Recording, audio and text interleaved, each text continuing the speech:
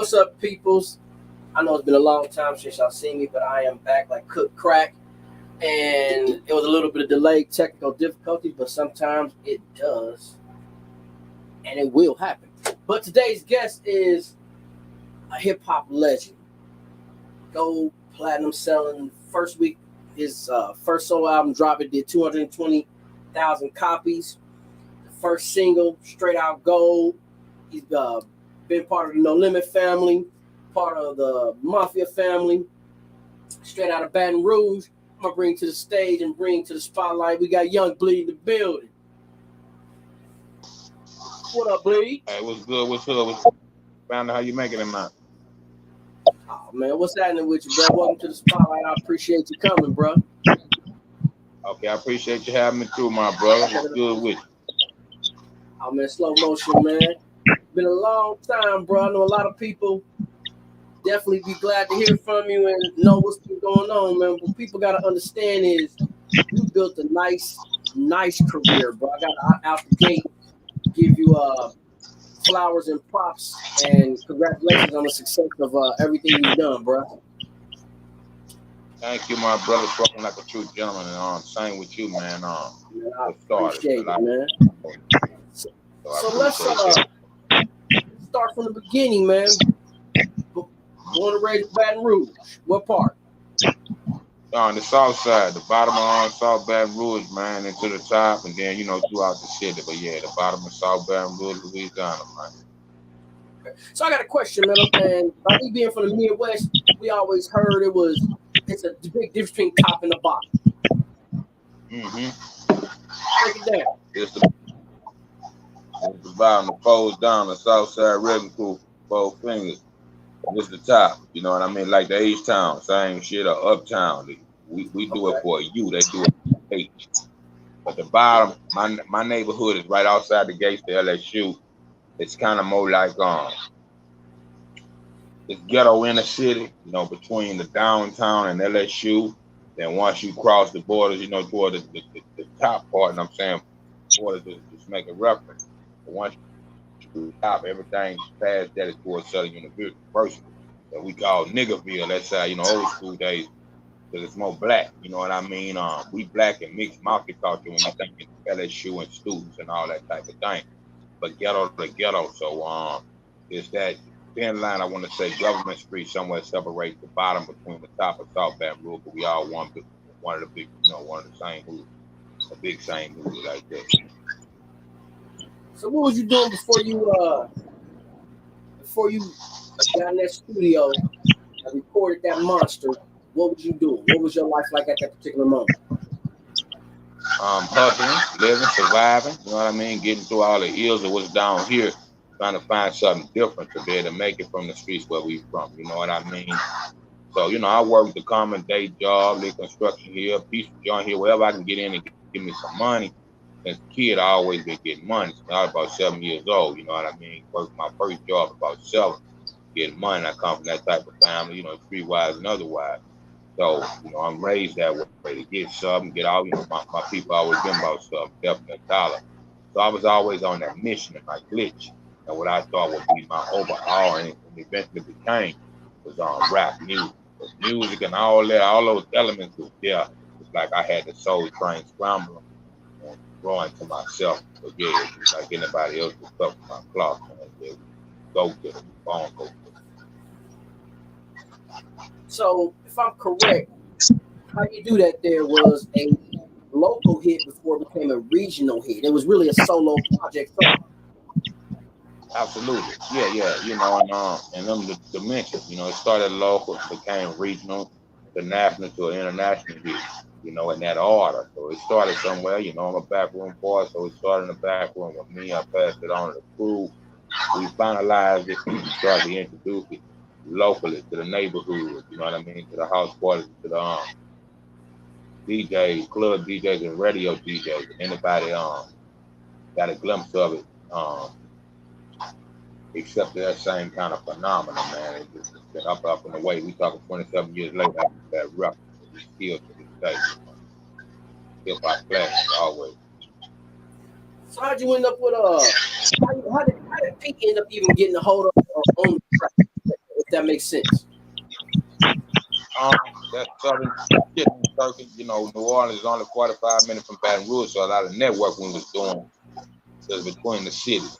So some or another, my keyboard kilo, and my speed started combining. Everything else just kind of harder. So that's what it was. That song came along, everybody loved that record. And he gave me a shot, opportunity to take it, not just Baton Rouge, New Orleans, take it to California. Sunset Boulevard Priority Records, man. So the rest is history from that. Facts. In fact, I can tell you, I was in my partner's 84 Delta, 412s in the trunk, chrome dings on the body. That's what I remember. We was going down the street, and he popped it in, and when it started, I was like, okay. And then when the bass kicked in, and that first verse, till this day, still classic, and you will remember it word for word. There's no way around it. Like, how did you come up with that verse? It was something that was in my brain child over and over and over. You know, the music was in my psychic, man, in my soul. And eventually, I might have wrote it maybe about 5-7 times. And when now we hear me just move to it. From that, I knew that's the verse I was looking for. So I tried, you know, and tested it a little while. I really produced that joint, you know, along with Happy Career. So it was something that was already in my soul. I passed on to Happy. We combined all four. And, you know, what was known locally as prisoner of food. You know, I could do that. That was really the hook that took over. Again, we all agreed to allow that to be called a song by the time it got between concentration camp and No Limit, and, you know, broad record. So yeah, it's ridiculous. What was it like working with Fiend and Mystical and everybody? Because my balls, my word, again, still get airplay to this day. It was beautiful, man. Everybody's their own, you know.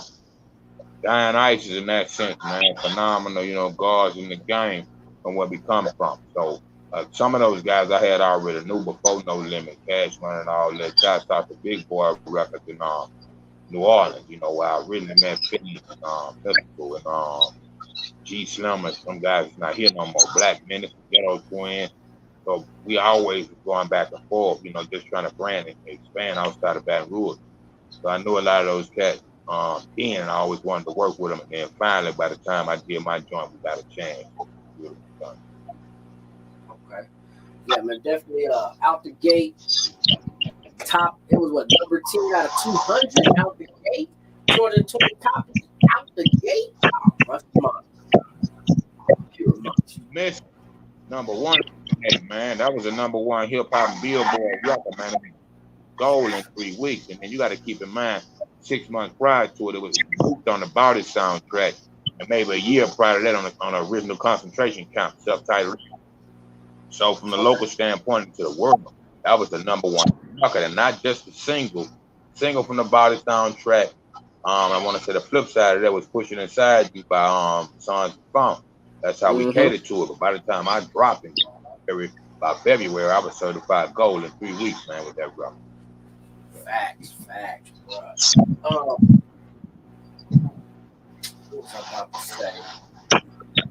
When you got the first gold plaque, what was your reaction and what was your mind state? I'm enjoying it too.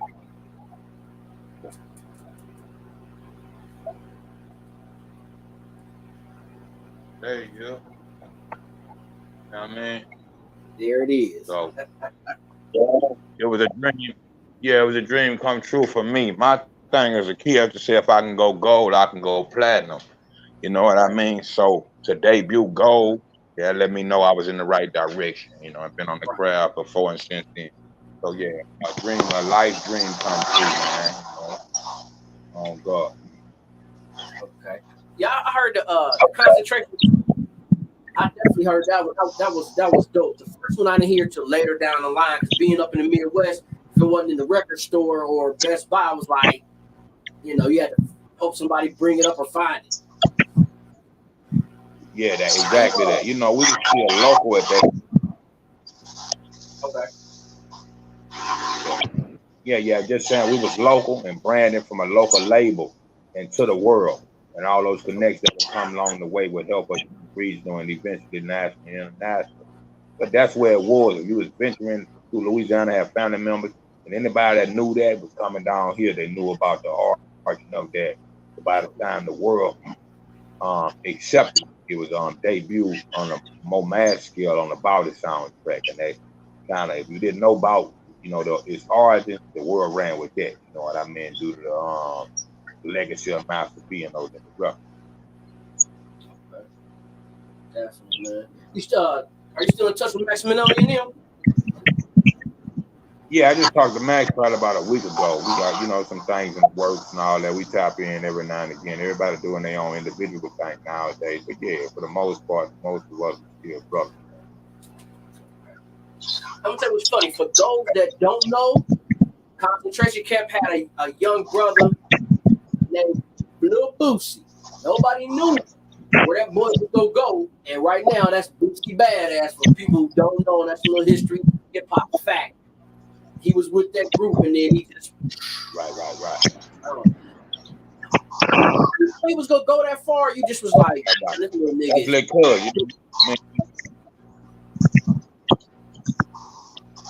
Well, the thing is, for me being like the middle part of that section, and y'all knowing me, for you will know the OG Silky Slim, and I'm just talking the bottom, the South Baton Rouge, not the top and the bottom. So in that three-dimensional structure, Silky Slim and the Southside Record Crew and Joker P had records in our neighborhood before I had records. So I was the baby of them guys, and after me, mid-section. Boosie is my younger cousin off the same block, but across the track. On my block extending from across the track to the hole in the bottom. You see what I'm saying? Till it's a dead end, Garfield Street, G Street. Yeah, so we off the same block from it's like 3-4 seconds to Garfield Street. So he's from a different section. Across the track, I'm from the top of the hill. You know what I mean? So when that happened, we just, in my time and being younger, at the time, he was always looking for a younger guy to carry the BG torch. And I was growing young G. Silky Slim was always the OG.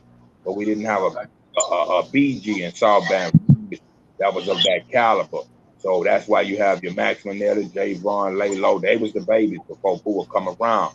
But later in life, my members and few of my rap constituents, let me know about what was taking place with Lick Cuz. And eventually we linked up and we made a few undisclosed records. The only records we'll have that's published is the I Smoke, I Drank, rest in peace to Magic, rest in peace Silky Slim. Yeah, I remember and that. Rest in peace to my big homie Big Chill. With Lil Ivy and all them guys. So we had always been getting down once I recognized he was getting down. You see what I'm saying? So that type of thing. So it was a natural thing. I had left the camp in actuality by the time he come into the camp. You see what I'm saying? I moved forward and just had our NWA differential. You know what I mean? So by the time he would come around, we stayed family and all that each other every now and again. But it's a change, a new evolution. You know what I mean? So what made you leave the camp? Maybe I think they called the camp versus the concentration. The NWA is shit, man. Me and Local, my lifetime homeboy since kid. The business strayed, and we kind of put heads along the way and all that kind of NWA, this type of thing. So to part ways from my brother and all the negative shit, Dre leaving Death Row is that type of thing.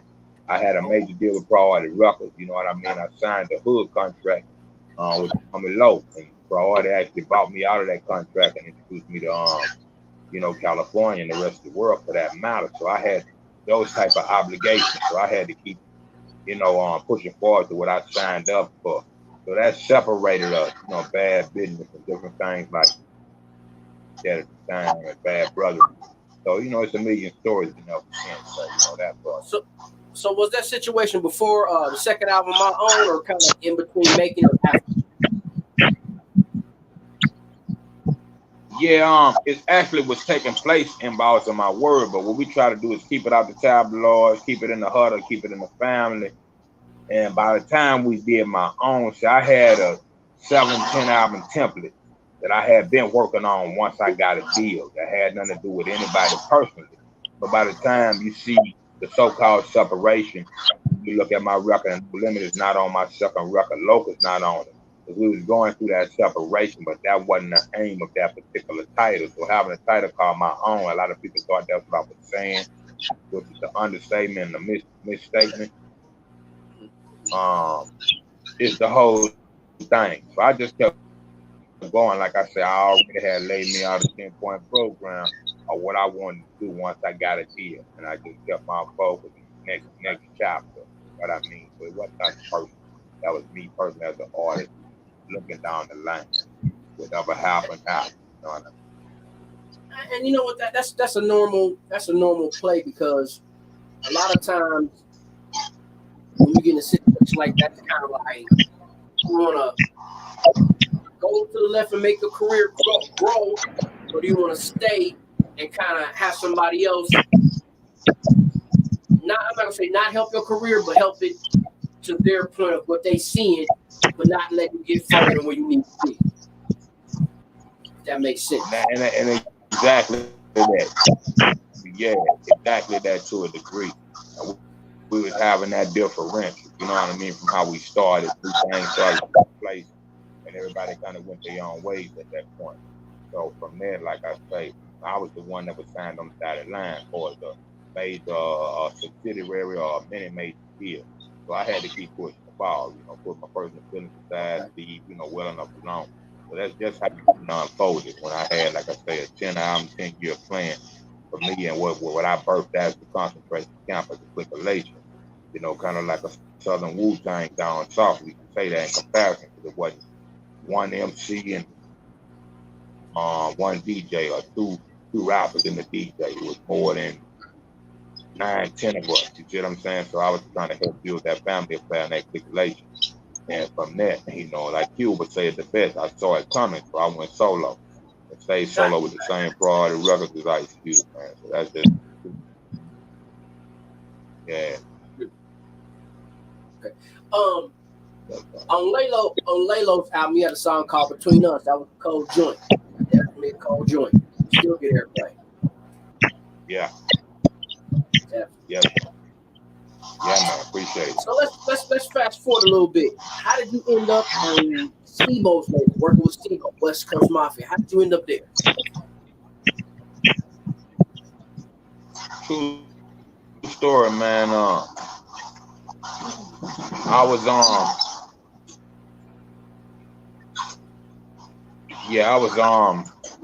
actually I always been a Steve-O fan, you dig? So one day I'm in the studio, my cousin Brent Dixon from Divided Souls Production, my family, called me or something, brought me to the magazine, Murder Dog magazine, and somewhere in the middle of the magazine, it was Steve-O and Yuck Mouth standing back to back with each other. He was some of the artists that he wouldn't mind working with. Now, keep in mind, we used to drink motherfucking Old English and Crazy Horse, Steve-O records on my block, with my cousin's mamas and all that. I put that shit in one of them orange little coolers for us and mix that shit with Crazy Horse, orange juice, and ice. And with Steve-O music. I wouldn't have guessed in 100 years that we had once I got in the game. So one day, what he would describe to me, he said, I'm trying to do for you the same thing Pac was trying to do for me. And if you know that story, yeah, I think his girl or something out to the phone. So there's Tupac on the phone. He's like, girl, quit playing. And Pac really called him from the pen before he came home to the Death Row thing to connect with him. So later in life, he tried to do that same with me. I'm in my fucking out one day. I get a phone call. My girl answers the phone. Hey, look, some people on the phone, saying Steve-O on the phone. Exactly the Steve-O girl.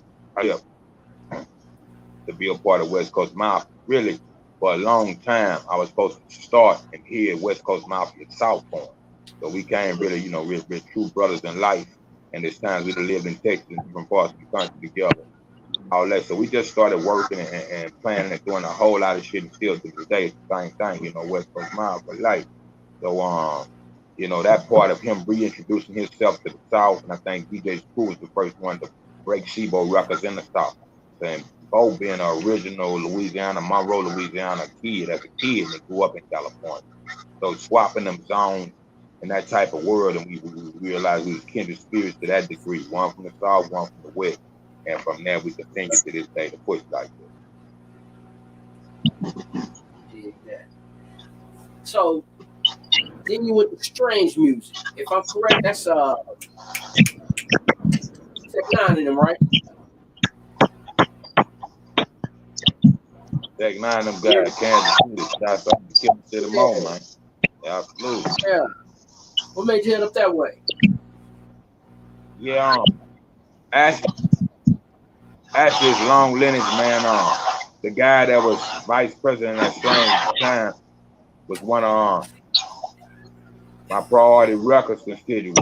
Shout out to Dave Wine. Show me a comment on here, please. I was playing in LAX and introduced me to California on Pete Printers. Yeah, you know what I mean? So Dave, later after the priority days, 14 or so years later, maybe he happened to be vice president at Strange, and he knew my guy, shout out to Chauncey Clyde, that we was doing a record along.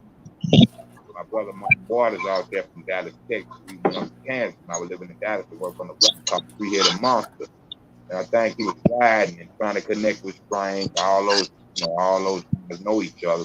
They happened to be riding with Dave one day playing that Three Headed Monster. Like, Blue, yeah, that's my guy. Thomas. It was calling, and I just happened to be in the middle of a contractual situation when I always decided what we were going to do with them solving the West Coast market, and that came about.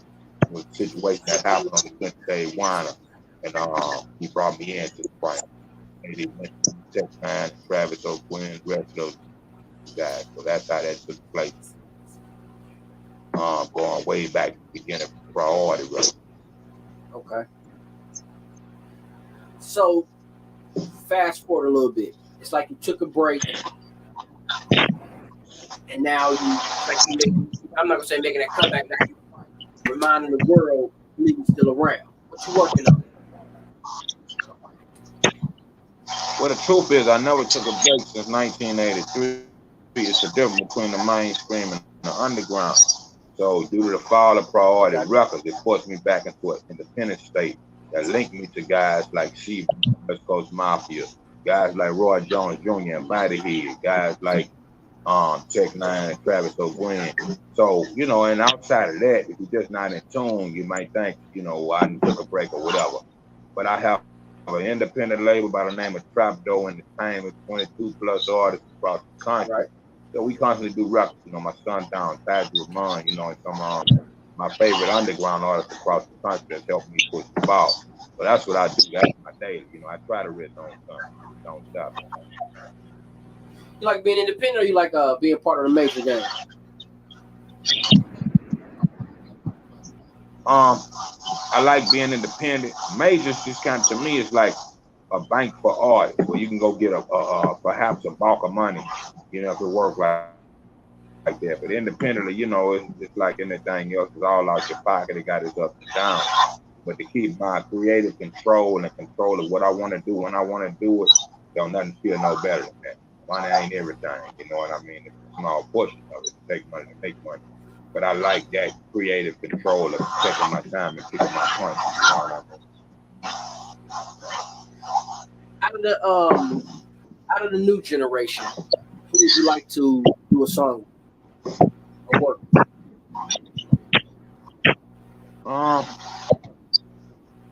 I'm open to music first as a whole and not just hip hop, you know what I'm saying? So anybody pretty much open to me, trying to keep up with it, man. It's a new rapper nowadays every day. I remember my parents telling me back in the day this shit was gonna be a fad nowadays, and I find something to fall back on. But now it's so many rappers, and when I'm in a club, I get a chance to hear what I like. A lot of shit nowadays sound the same, so I don't know the difference. I did cats like J. Cole, Kendrick Lamar, The Baby, Lit Baby, you know what I'm saying? Of course, Boosie Weapon, I'm starting from the soil on now. Okay. We got the kinship me and Young Boy, he kin to my baby mama, my first baby mama. So I always start with my rudiments and my prayers over the city I came from before it was what it was now. Keeping in mind, nobody was on the turf when I was on the turf, other than the OGs that hadn't read that international quality. I mean, Sugar Slim did, but not nationally known. He had a record way in Korea. And Hyper was the first one to come back to Baton Rouge with a gold record. So I still follow my rudiments. So all my old school partners are still around. I love to work with as well as some of these young guys. You know, the shit's so it's crazy now. So everybody's not open to anything. So I'm more like that. It's about the music. Do something Right. good and try to, put a band-aid on the world, man. So anybody open to that, I'm open to it with. So look. Facts. I've always I like music period to the point where I listen to all the kinks and beats and odd sounds and everything. But when it came to rap, I was always liking the underdog. And my question is, you being from Baton Rouge and had the success you had, why did you never work with B-Lo?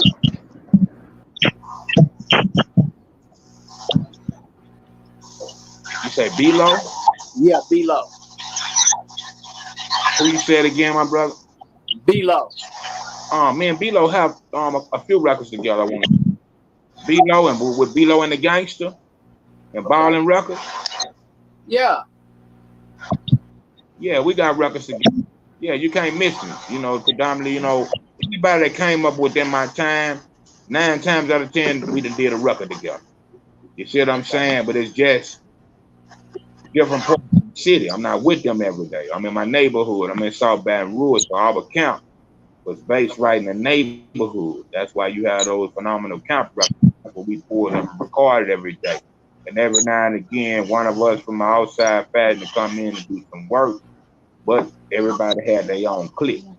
So that's the whole shit, yeah. But with B-Lo and anybody, there's a few other folks, and some I done forgot the name of, some not crews no more. But yeah, I'm a team player, man, and I put my city on, all the way on, especially coming into the 9. You know what I mean? We partners before it's Baton Rouge, yeah, I call in the turn, I keep the piano all in my hand.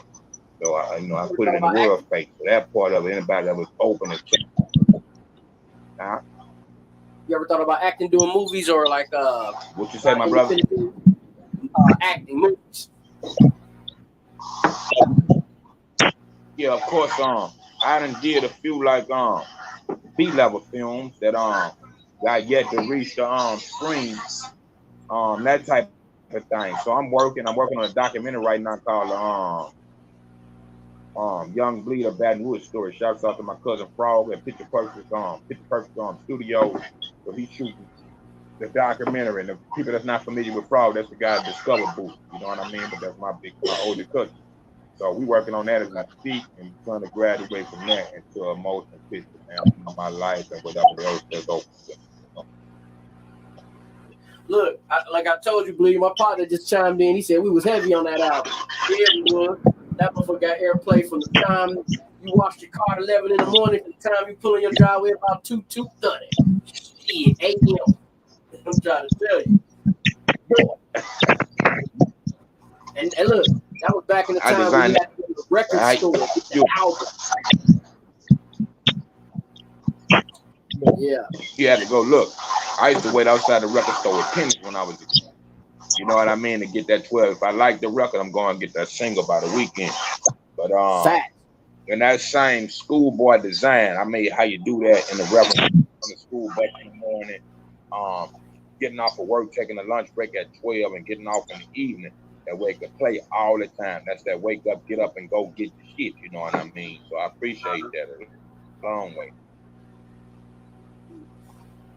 Man, listen, we be at the club, we out in the parking lot, and every car, if you're not playing My Balls, My Word album, it was Some No Limit album being played, and it was nowhere around it. You just that took up the whole parking lot.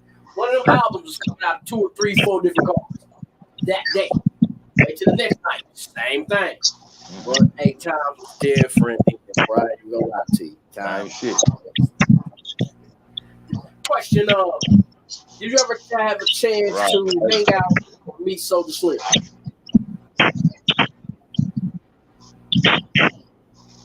Yeah, man. I tell everybody this story. They interview me, man. I got one Soulja Slim story, and it's short and brief. Later on after Snoop left Death Row, he come on. We all know that story. Come down to Baton Rouge, live here for a little while, was on No Limit. One day I was on my way to Atlanta to do a show, and they couldn't get the plane ticket situated and all that, so I'm going back and forth, stressing out. They gave me a headache. I met Snoop like maybe a month or so prior to that in Houston at the summit, all of us together doing this big No Limit show. And he had told me, he had mentioned that to me that he was gonna be in Baton Rouge and he wanted to do some work with him. Of course, you know, the world was diehard Snoop fans and I was one. So that particular day he called my man and left a message about me meeting him at, you know, the studio. I didn't know why I had recording in the end of my recordings. I didn't know they was even situated in Baton Rouge, you know, Carper Boulevard. So Snoop called to come and, you know, to finish up his album. He had a record that he wanted to do with me in particular. So, you know, my stress and headache, that's the dog. So I pulled up and we got a chance to put that record down. Fast forward in the tape, Snoop and them left went to a party or something. So I didn't go to the party because I wasn't feeling too good. But Moby Dick has always been a peer. Before he let me leave the studio, he said, please hold up, man. Slim on his way up there, and Slim crazy about you. Can't wait to meet you. I said, I can't wait to meet Slim. So he said, wait for you leave. And I'm upstairs, you know, chilling on the couch or something, waiting for Slim. I'm in Mo listening to some music, whatever we was doing. And he said, Bleak, come on, man, ain't no Slim downstairs in the parking lot. So me, him, and Street Brother, Uncle Paul, went on downstairs. And Slim was, you know, parking his car and coming on up. So we met and embraced each other once, but, you know, and I know at the time it'll be the first and the last time that I meet Slim. And we talked about, hey, bro, I couldn't wait to, you know, meet you and fuck with you. We're going to get us one in. If I knew what I knew now, I don't know if I had the capability. My energy wasn't there with having the headache I had.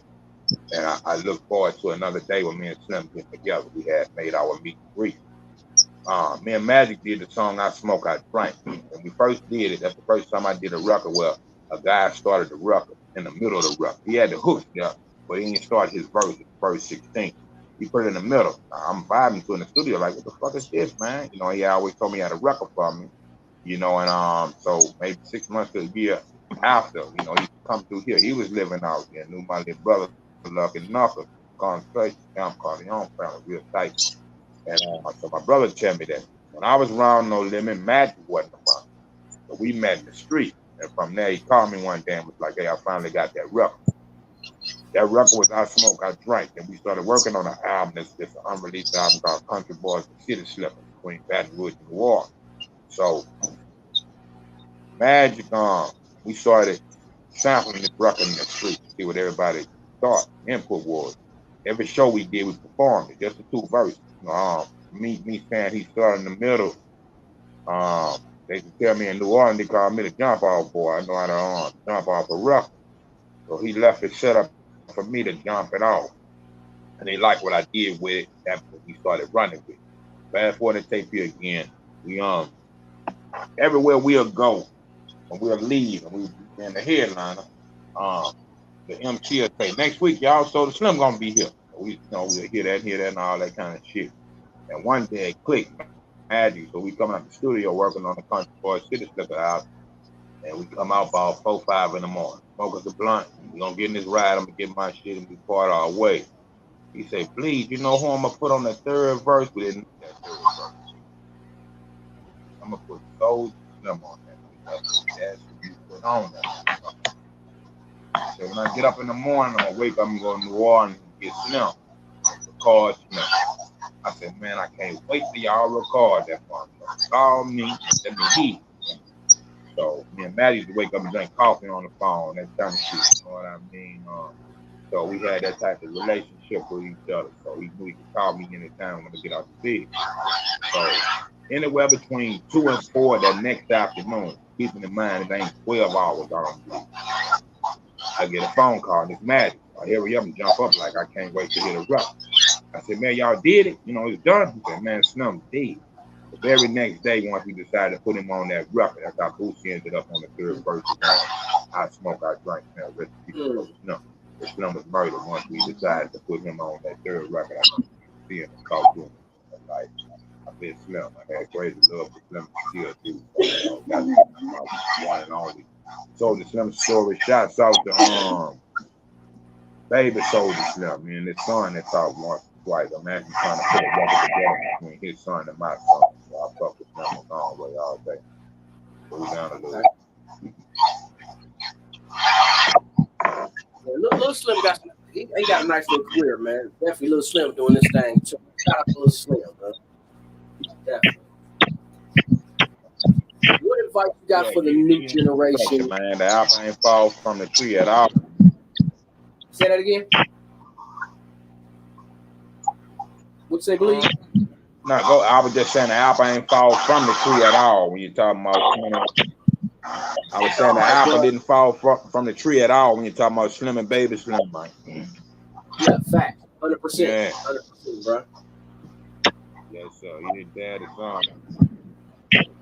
What advice you got for the new generation as far as homing on their craft and yeah, go ahead, my.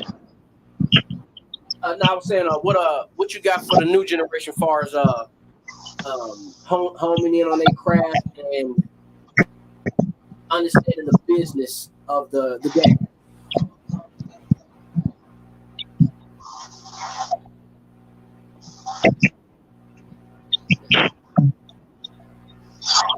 Man, I always say this: God first in anything you do in this life, living and breathing. Get that together first, then study this business. Right, like books, there's information on the internet now. Learn this business and learn what you're getting in at the same token while you're mastering your craft. Times change, people change, but some shit remain the same. So I believe in that. God first, man. Learn the business. You see what I'm saying? Anybody can get a lucky punch and have a happy-go-lucky song. But if you don't know how to get your money and all that kind of shit, you're not educated. Educate yourself and go talk to some people of education to prepare you and protect you in this game. You hear what I'm saying? It's about money at the end of the day. You know what I mean? So that part of it. Learn the 90% business structure that they taught to me and the 10% talent. Not the lack of talent, not that nobody shitting on your talent. But it's all business constructed. The rapping and singing and whatever you want to call it is one thing. But know how to cross your T's and dot your I's. The name of this game. That's all. Fact. Yo, they're drinking some of that speakeasy, man.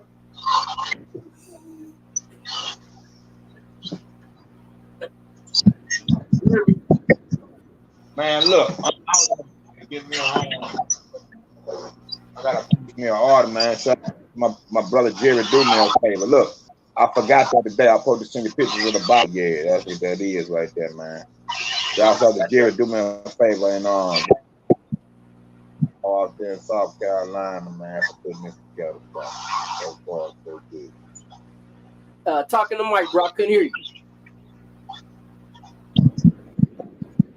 Now I was saying, shouts out to Jerry do me a favor and rapping grandpa out there in South Carolina, man, that put that concoction together for me, man. They artists and promoters in their own rights, but I was looking for a liquor connoisseur, so it's coming out of South Carolina, y'all. We're working on the paperwork so we can perhaps get in the store for the years up. But other than that, yeah, old school, Richard Pryor, you know what I mean? Yeah, what I'm trying to say, Grease Lightning, man. And holler if somebody knows somebody, you might. You said if I know somebody that what?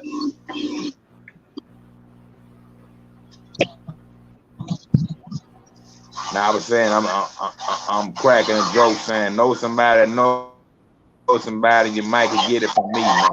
You see a bootleg out the trunk, so you gotta know something in the entourage to order you a special bottle so we able to put it in the stores, man. But we working on that as we see that. Shit, I'm coming. Like I said, I already had the conversation with you. I'm coming down, bro. I'm definitely gonna grab a bottle. Ain't no question on that one. Believe that.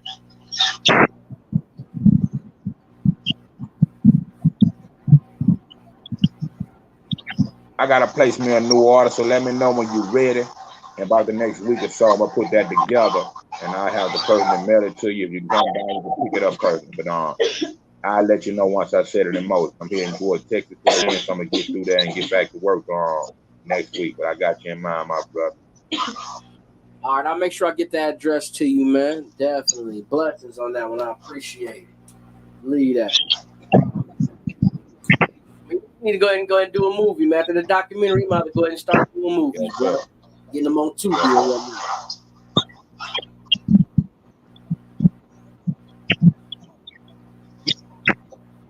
Look, I'm in my training camp, man. I'm getting ready for that. So the doc is like a prequel to what I'm finna get ready to, perhaps do movie-wise. Got a lot of things in mind. And I'm, fund the camera, do the video, all that, many movies I done did on the side that hadn't read public domain. So Okay. guys got me in training, man. When we do it right. Yeah. Dig that. Let the world know where to find you at, bro. Let everybody know how to keep in contact with Bleed. You there, Ryan? Yeah, I'm here. You hear me? You hear me, Bleed? Bleed. Can you hear me? You hear me, bro? Yeah, absolutely. You can now? Yeah, man, go to trapdoent.com. That's the website and label. Yeah. Can you hear me, Ryan? Yeah, I can hear you. Yeah, I can hear you. Yo. Yeah, I can hear you. Okay. Ryan, yo. Now you probably can't hear me, but I can hear you. Yeah, I can hear you. All right, well, I can hear you. Can you hear me? I can hear you. Yo. Yeah. You good?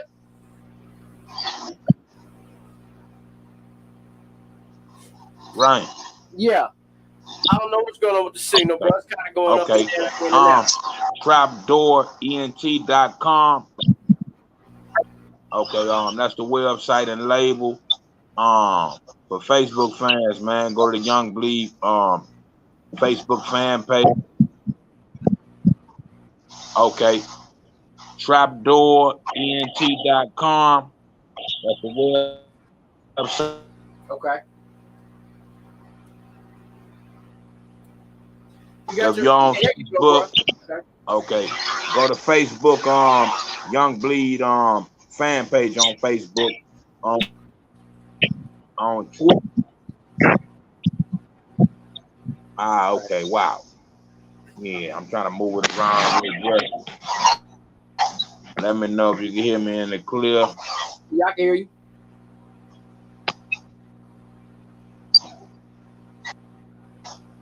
Yeah, it's kind of going in and out, bro. The signal kind of a little janky. Can you hear me? Yo. What's up, Ryan?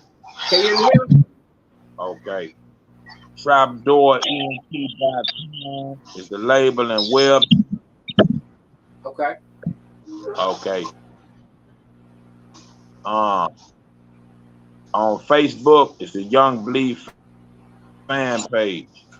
On Twitter, it's @RealYoungBleed. And on Instagram, it's The Real Young Bleed. Other than that, Google me, man. I'm out here. You gotta like me. I got you, bro. I appreciate your time, bro. Blessings for coming on the spotlight, man, at the coffee table. I really appreciate it, bro. Okay. I'm gonna see your information. Did you get that information, Ryan? Did you hear that? Yeah, I got all that.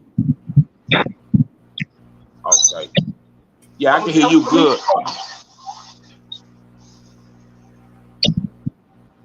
Yeah. Thanks, bro. Ladies and gentlemen, I appreciate it, ladies and gentlemen. I appreciate y'all taking the time out to rock with me. I know I've been missing for a minute, but we definitely back, and I got a lot of things coming for y'all. Next week, we got Black Smooth comedian coming on. We got Sloth Mob coming. That's a different ballgame, but y'all definitely gonna like it. Got other things coming to the table. Y'all stay in contact. Y'all know y'all can find me on Instagram at Rain Rockstar. Y'all can find me on TikTok at Rain_4977. You can find me on YouTube at Rain Spotlight 4977. I am everywhere. You look in the mirror, you will see me.